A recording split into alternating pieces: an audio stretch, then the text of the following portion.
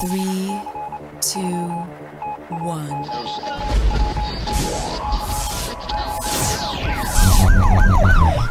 We'd like to welcome you to another edition of GrokTALK, brought to you by New Hampshire's leading conservative blog site, GrokTALK.com. We are your feared, extremist, right-wing, hard-charging, gun-toting, opinionated, outspoken, rabble-rousing, letter-writing, radio microphone stomping conservatives and rational libertarians. So get ready for more news and opinion you could only get from GrokTALK.com. GrokTALK. At the end of the show, the last 15 minutes, we'll do our Whiskey Tango Foxtrot. We've got a couple of good potential winners this week, one of whom is Jennifer Horn. Chair of the New Hampshire GOP. Of the New Hampshire GOP. So stay tuned for that. We're here with Max. We're going to do some more legislative stuff, talk about not just the legislation in New Hampshire, but, of course, the culture, the politics, and a lot of this stuff affects your states and your national government, too, because the people who do this crazy stuff, they're in government everywhere. So don't forget to check us out on Stitcher, iTunes, Spreaker, iHeart, TuneIn, all your mobile devices. You can get us. We are streaming live on Spreaker right now, and also on Ustream. And at Granite Rock. And at Granite Rock. And you can get audio versions and video versions on YouTube. Actually, if you go to my YouTube channel, Spreaker automatically pops up a copy of every episode that I post onto Steve McDonald's YouTube, whether I want it or not. But it's there. If you go to my page, it's like this. It's all these blue Spreaker audio only things. It's crazy. Or you can just listen at Spreaker. Don't even bother going to there. And you can go to the Granite Rock YouTube channel. Absolutely. There's tons of video there. Tons. Almost 2,500 videos. So with all just about 1 million views. So go check it out. And, Facebook and Twitter, Granite Rock. Just look for Granite Rock. Like us, share us, do all that good stuff. All right, so what else did we have besides the balsams? I mentioned a couple things, and we just sort of ended up stuck on the ball. We always get stuck on the balsams. Let's move on to something else. Because it's a boondoggle, it's some of the worst of government, but we did actually get a good bill to pass through the legislature this week. And we killed a bad bill. Well, I thought it was bad, but so go please for it. Proceed, sir. Before I forget, we did overturn one committee recommendation. That was on SB 252. That was simply establishing a committee to study a number plate commemorating Laconia Motorcycle Week. Oh, right. Yeah. So the Transportation Committee blew that out of the water 13-2. Well, a couple of members of that committee didn't agree with that decision. So they went to the floor and they fought it and they argued it. And people said, well, what's wrong with establishing a committee for Laconia for Motorcycle Week? What's wrong with that? So we overruled them. We overruled them by a pretty good margin. And I think now it's set in that committee recommendations are just recommendations. Judiciary Committee carries a lot of weight. Judiciary Committee recommended unanimously SB 243, which was a bill that essentially, as I read it, allowed a town manager who wants to cover everything up, protect everything from the right to know law, to simply file some bogus paperwork and say, oh, we're going to sue somebody. All they have to do is have anything in writing. Writing from filed. the town lawyer. Yes, I remember this. But it doesn't even have to come from the town lawyer. It could just be the town manager grabbing his little scratch pad and saying, I'm going to sue somebody. And as long as there's something listed in writing, he doesn't have to list a cause of action, any facts, any details, or even who he's suing, and say, well, we're threatening legal action. And that's it. And they can cover up everything. Now, in Seabrook, we had a town manager, not the current one, but a previous town manager who took a $500,000 contract for mold remediation at the town hall. It was a disaster. Everyone was upset and up in arms about it. And he took the $500,000 and he gave it to a contractor he knew in Massachusetts. They came up, they did the work. It was not put up for competitive bid, and he said, oh, it was all legal. So people exercised their right to know. They asked for the information. Where did it go? Why wasn't this put up for competitive bid? And we got no answers from him. So now, to cover that kind of thing up, all he has to do is threaten to sue anyone. He could even threaten to sue the contractor as part of a little deal, and he could cover everything up, and only the selectmen would know about it. So there are a lot of bills like that going through. That one unfortunately passed, but at least there was a floor fight on it. We got 100 and some votes against it. And judiciary has made a number of other attempts to curtail right to know. Of course, there was the famous one where they wanted to charge so many, minimum wage times however many hours they said to recover records, and finally they knew that they were going to get their butts kicked, and they didn't want judiciary to look bad, so they tabled their own bill because they knew it was very, very unpopular, and the press was covering that one. We talked about it a lot. The regular media did. That bill was ridiculous. I think members of the Judiciary Committee are going to have a hard time getting reelected. They don't have any support from within the party now. We're looking at the things that they're doing, and we're seeing the votes 16-0, 17-0, 17-0. They're voting unanimously, and then we're looking at the bills and we're saying, how did that get any votes, except for maybe from the Democrats? How is that getting any votes? You want to cover up this expense. You want towns and cities to be able to cover up no Aaron big Day, if you're contracts. listening, judiciary list primary. Absolutely. And it is the case where you keep wondering, we may talk about this later on, but, the NHGOP committee man, committee woman, obviously and blatantly activating themselves in defiance of the NHGOP platform. And we just keep seeing this over and over and over again, where why are we electing Republicans when it's not so much that they won't support what the platform says, but they're actively egging people on to do the exact opposite. Bergeron signing on for gay marriage at the Supreme Court, and now it came out, I have to hand it to Pindell of the Boston Globe, late of WMUR, exposing Steve Dupree as being for abortion. And he's supposed to be representative of the grassroots of the Republican Party. We did oppose both of them in their elections. And God bless her heart, and I mean that truly. I think that, Susan Olson put up a post on Jennifer Horn as well. We'll talk about that as well. But I'm going to have to write about Mr. Dupree. Oh, yeah. Yeah. Wasn't there something about Medicaid expansion also? I thought there was something. We've been going against that. That's been my favorite hobby horse, but that's time for another Yeah, the state time. party was all in on that. It was a state senate thing. Anyway, let's not get too far off. Okay. No. So we dealt with that one. My apologies. And so for the Judiciary Committee basically is operating in lockstep under the Jasper Shurtleff regime. Pretty much. We need to make them. This comes down to our training, guys. We need to make them more afraid of the voters than they are of the Democrats. Well, they don't realize it. In the Seacoast, at least, when we vote on something and it's roll called, it's published in the paper. The next day, or sometimes the same day, people find out in our district. They find out online. They know within hours of me pushing that button, they know how I voted. They know how my other reps have voted and whether or not they voted. They know that I vote 99% of the time. They know that other reps are missing half their votes. They know that some people aren't showing up at all. Yeah, and the Laconia Daily Sun.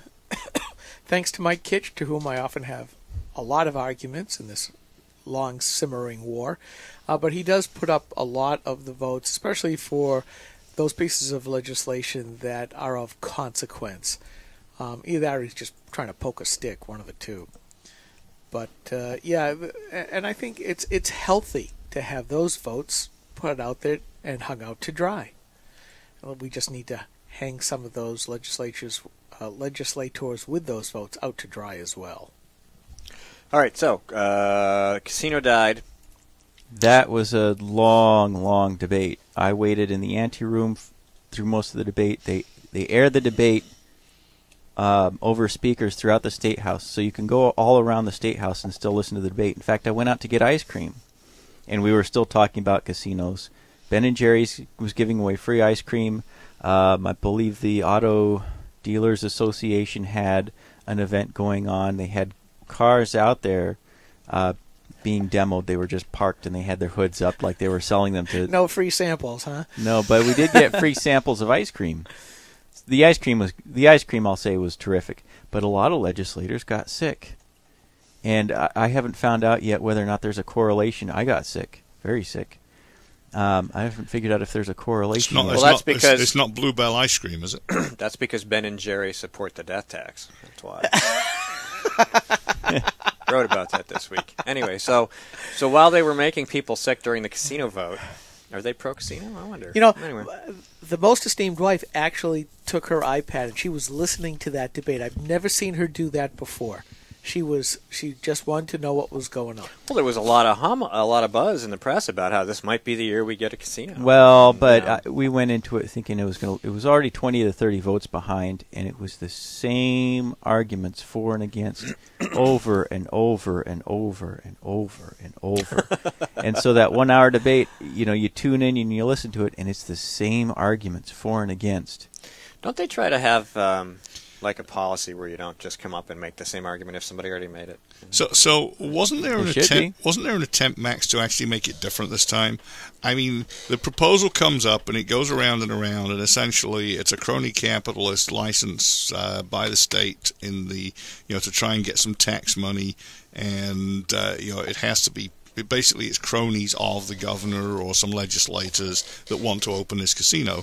And didn't we try and make it different this time and actually say, if you're going to have casinos, just allow casinos and let the tax chips fall where they may? Oh, yeah, JR had an amendment, right? Was it JR? Yes, he did. It actually stunned people. It went over 100 votes, and it was just get rid of RSA 647 Section 2. Effectively, legalize most forms of gaming in the state. And Rogers, who's for casinos, Democrat from Concord, I think. Yeah. Mm.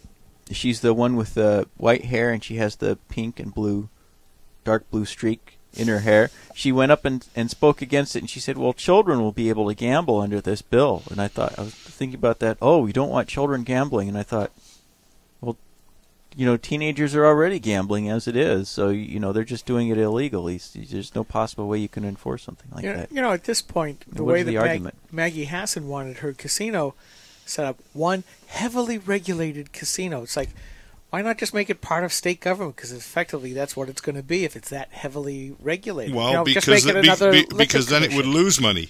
Mm-hmm. Yeah, I mean, the definition of fascism, if you look back to Benito Mussolini, was they realized that unlike the Germans, they didn't have to own everything. You just had to so heavily regulate it, the state ends up with essentially control of that privately held company anyways. And that's effectively what they're trying to do. Yeah, and that's also similar to what happens in heavily socialist countries, where the government and the unions and every other interested party but the people who are tasked with making a profit actually end up on the board of the entity. So this is part of the reason that SB 113 failed. Talking about casinos, and now they're talking about fascism. House Bill 630 is a free market version of that, and people who were on the fence found out about HB 630. HB 630 would lower your property taxes by roughly, if everything worked out properly, roughly $400 per year. The state's share of the property taxes is about $250 per thousand. Is set to be equal to be $363 million a year in revenue taken in. If HB 630 passed, we would take in about $227 million, which would go to buy that property tax rate down. People looked at HB 630 and said, that's a much better deal. The reason is SB 113, which we killed on Wednesday, would have saved you maybe $20 a year on property taxes, if anything. Wait a minute. I'm looking at the tax rates here. And SB 113, the original one, was between 35 and 18% for tax rates. But underneath the Republican one, a tax rate of 67%?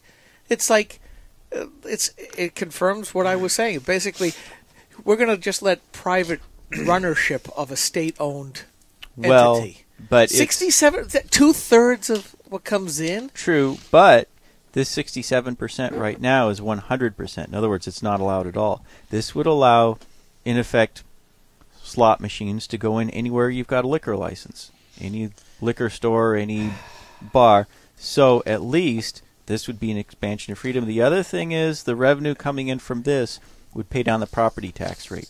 That's the benefit. You wouldn't have gotten that from.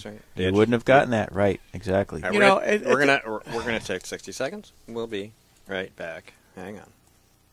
This is a coalition of New Hampshire taxpayers. We're located at 8 North Main in Concord, New Hampshire. This is the repository for all things conservative and municipal. So if you have a problem in your town, your school, your budget committee, the right to know law, and now the top of our list is voter fraud. You have a tip for us, some information for us, you want to join or help us out, cnht.org.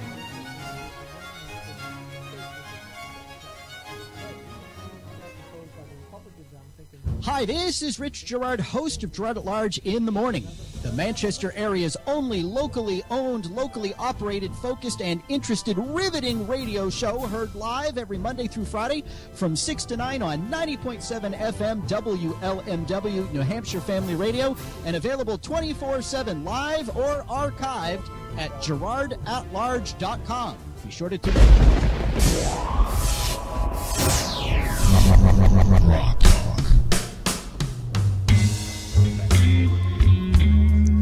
Yes. I always have to say something like it's the Casino Blues or something like that.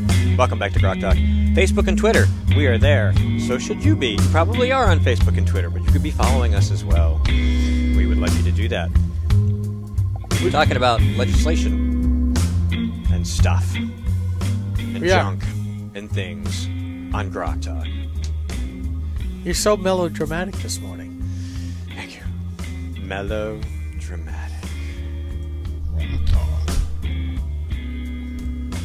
It's the jazz, man. It's mellow.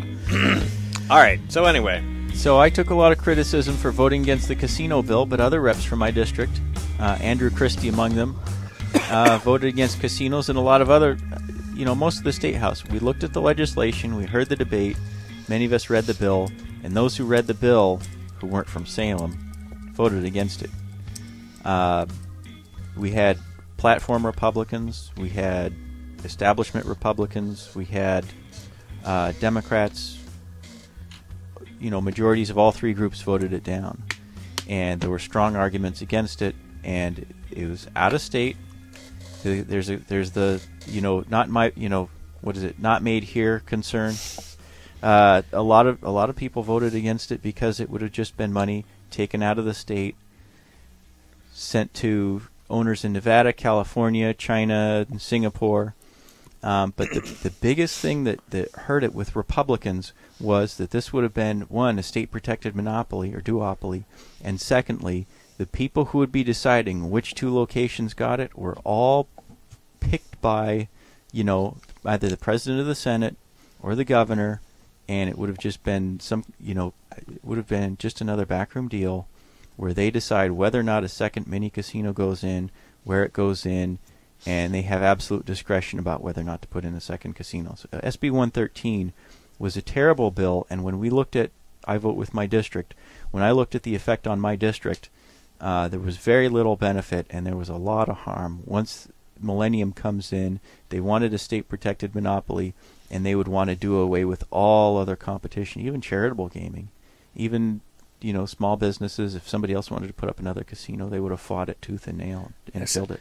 This sounds just like the same kind of deal, albeit a little bit differently, but the same principle of the medical con board, construction, certification of need. You've got all these medical facilities all on the board determining, well, do we need another competitor or not? And I think that's one of the things where government is used as a blunt club to keep competitors out. And essentially what they're doing with this casino bill, which is another reason why I am against it, is that if you're going to allow casino gambling, then allow casino gambling. If somebody wants to take their own money, put it in, I wonder how long it would be before the Balsams wants gambling. They don't want it. We offered it to them. They said, nope, we want the $28 million bailout. Yeah. We offered tax credits, tax abatements, you name it. They said, nope, we want the $28 million loan guarantee. But if you're going to allow it, let anybody with their own money set up their own gaming operation. Yeah, it has to be watched, unfortunately. But why make it a monopoly? And why so heavily regulate it, like I said before, as to be nothing more than just a revenue stream for government? Because the last thing we need is more government flunkies all over the place, You know, they're always crying about we don't have enough money for this, money for that. Get back and do the hard job of actually, if you say the roads and bridges are a priority, then you have to stop spending on other stuff, concentrate on the roads and bridges. Just don't say, how else are we going to fleece the taxpayers to do more stuff? And if you've noticed, they're not spending any more on it anyways, but it's a great thing to flog. Biggest complaint about the toll booths is that the money coming in goes right into the general fund. About a third of it is eaten up by Judiciary and by Health and Human Services. People hate that. Well, I sat down and I figured out how much toll booths bring in because I had a floor amendment on SB 113. In effect, take some of the gambling revenue, some of the casino revenue, and displace that, use that to do away with the toll booths. So I had to figure out how much money the toll booths were bringing in net. They're losing money. In 2012, we lost over $9 million just on collection costs and administrative costs and the other costs associated with toll booths and Easy Pass. In 2014, our net revenue was $44.6 million. However, when you sit down and look at all the other costs for mitigation fees, fees that have to be paid to towns, increased number of car accidents, the increased traffic congestion from cars going onto the roads, the need to then buy up rights of way and expand the roads, and then the need to the loss of revenue from businesses that are along Route 1, Route 3, and other surface roads that are near all these toll booths, we actually lose revenue. There's less money in the general fund because we have toll booths. We would actually be better off just getting rid of the toll booths altogether.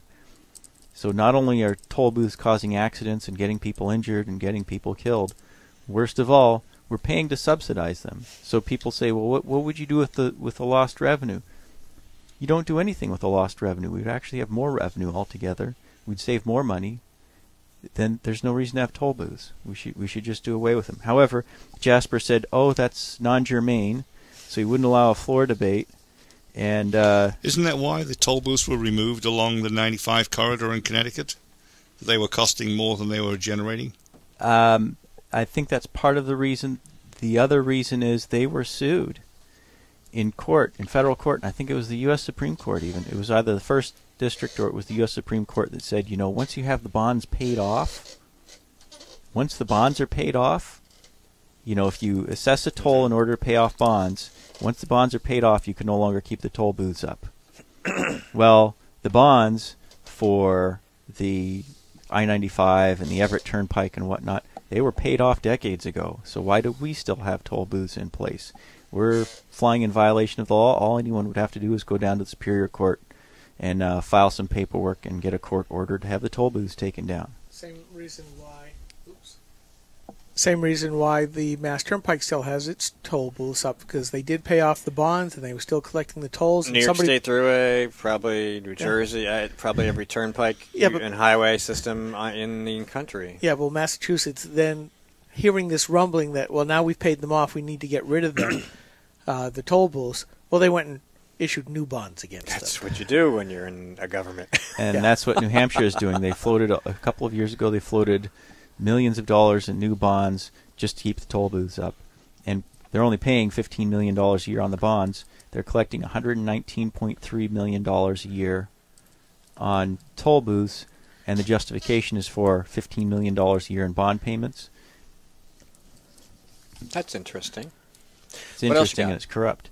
And, of course, the big one was SB 116 Vermont Carry. Actually, it's probably the smallest gun rights bill that we've ever passed. All it does is say, during that 14-day waiting period while you're waiting for the police chief to send you your pistol revolver license back, if you already have a lawful right to openly carry, now you can put your jacket on.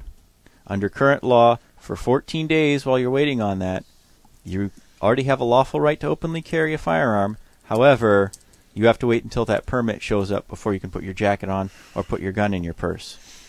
That's all it did. So these gun grabbers have made a tremendous deal about it.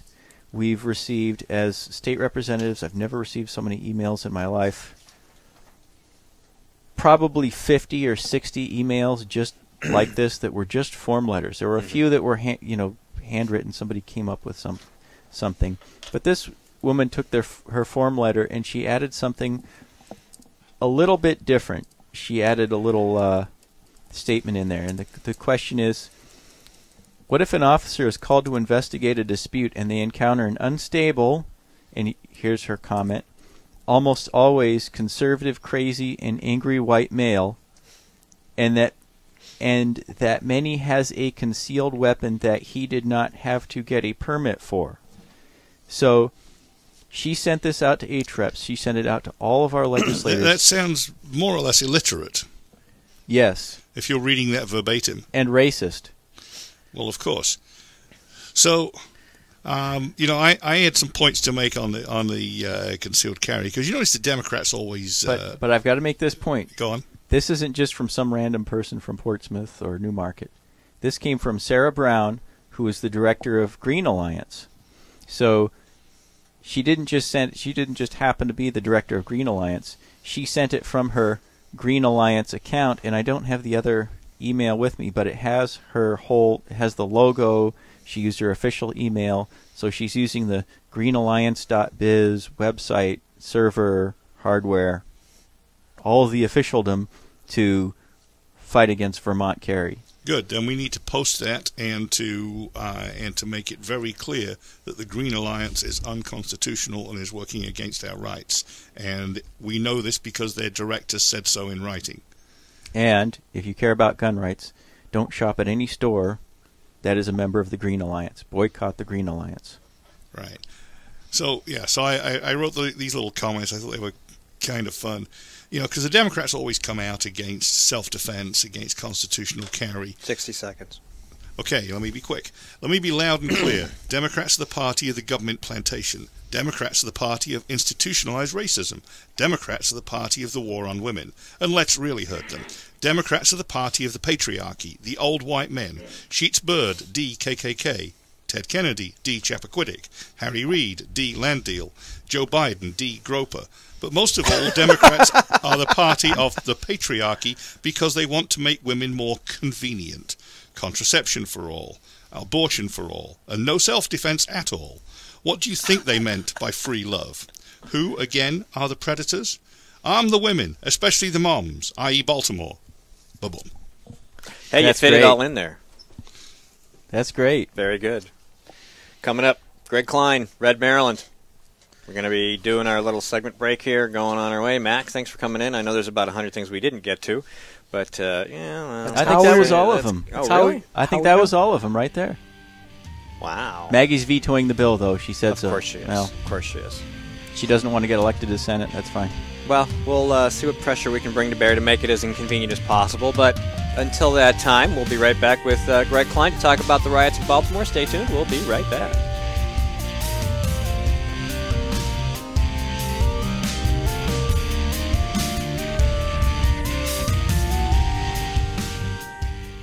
Senator Jeanne Shaheen said, if you like your current health plan, you can keep it. That's not true, Senator. 22,000 New Hampshire citizens have been kicked off their insurance plans. Hospitals in Rochester, Concord, and Portsmouth, they aren't allowed to provide care under the exchange. Senator, you were wrong in your comments. You should apologize for your misleading remarks. I'm calling Senator Shaheen at 750-3004 and telling her I want my doctor back. You should too. Paid for by saberpac.org, not authorized by any candidate or candidate committee. We are struggling.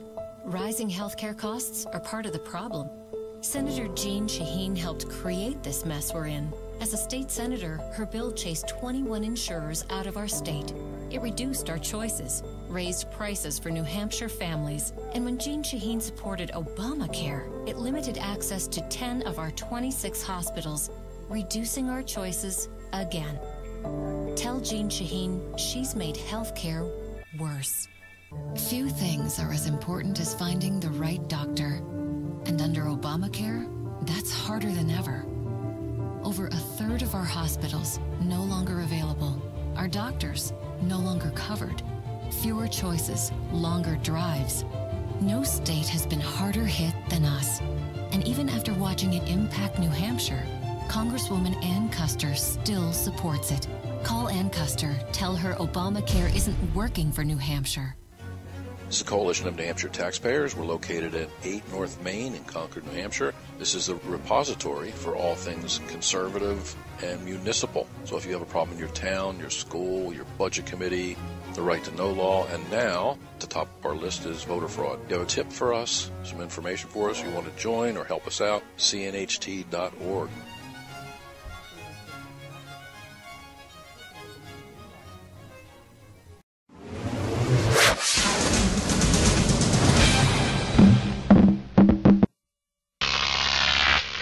GrokTV.